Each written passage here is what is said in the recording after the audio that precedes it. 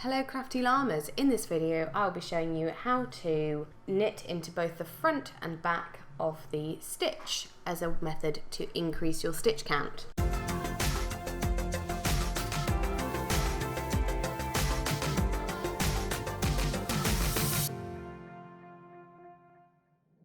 So here I've cast on 20 stitches using a double knit yarn. I've just got interchangeable needles. I've got 3.75mm needles and a nice long cable.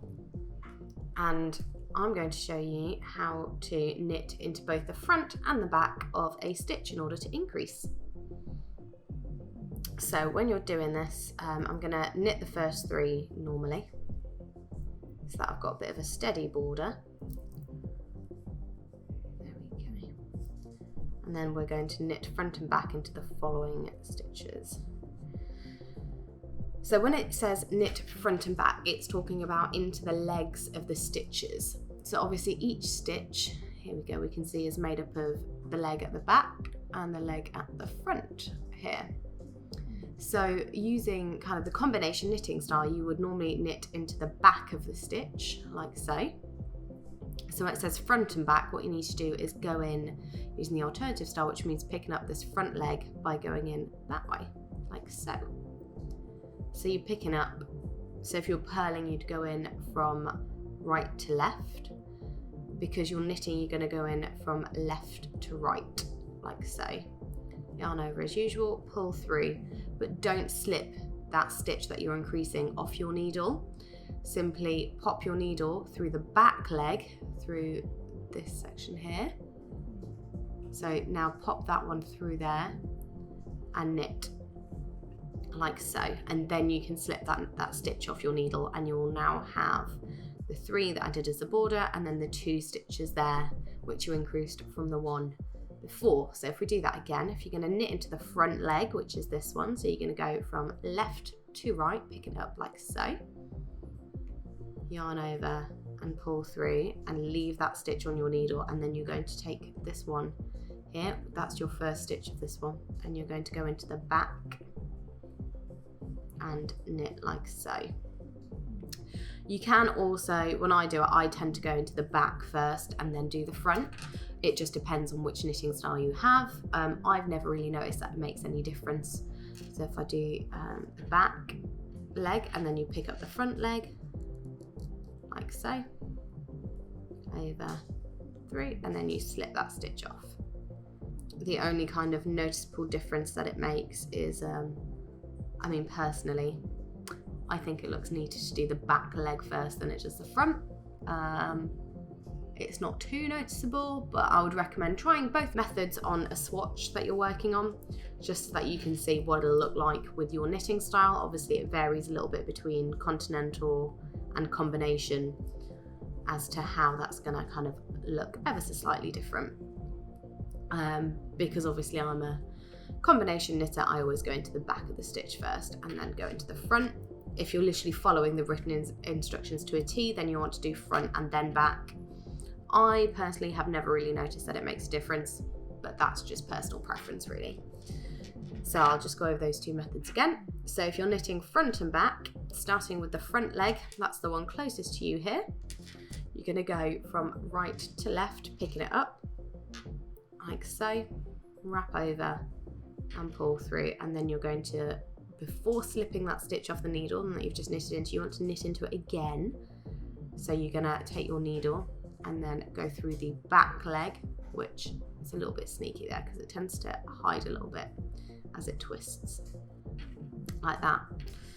So let's do that again. So you go from left to right, slip into that stitch like so, knit. Before you slip it off, go into the back of that stitch as well. And if you want to do that the other way around, the way that I do it personally, is you go into the back of the stitch first, knit it, and then you just pick up that front leg like so. Like I said, I personally have never noticed much of a difference in kind of the way the pattern works. It's completely up to you how you do it. Don't feel like you've got to do it a certain way. Try it out, see what feels right for you. I always say, that's what knitting's about. There's several ways of doing the same thing with the same outcome, so give it a go and see what you prefer. So we'll just do that again. Back and then the front of the stitch, like so. The back, keep that stitch on your needle, and the front of the stitch. And then we'll do it a couple times the other way around. So you're going to do the front and then you're going to go in the back, like so. And the front. Oh.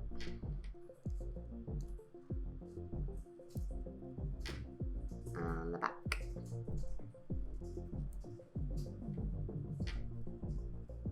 We'll do the last one and then we'll do our border. Like so. So this is what that looks like. So I've now nearly doubled my stitch count on there. I'll bring it up for you. So the first few we did through the front first. So you've got a long stitch at the front. Here we go. You've got a bit of a long stitch followed by a short stitch next to it. And then when I do it the way that I prefer to do it, which you know is completely up to you, you get a long stitch but it doesn't twist as much at the beginning, so I think it looks a little bit neater like this one here. So I think it just looks a tiny bit neater, which is why I do it that way. Plus, just being a combination knitter, it always seems quite natural for me for the first stitch to go through the back leg, but that's just my knitting style and it's completely up to you. I would recommend trying it both ways to see which one you prefer, so you can see what works best for you. Now, when you're, so this has worked in garter stitch, stocking stitch, sorry. So if I was to purl every row, it would be exactly the same. The stitches don't look any different and you just purl across the back as you would normally. So yeah, that is how you knit front and back into your stitches. I hope you found this video helpful. If you have enjoyed this video, please do let me know by commenting below and liking it. We do have weekly videos, so please do subscribe to my channel. My social media handle is Crafty Llama UK, so you can find us on various platforms using that. Please tag us if you try anything in this video, and of course you can purchase the knitting needles and cables that I've used today from my Etsy shop, which I will link below for you. That's it for this week's video, but I'll be back with you next week for another one. Bye!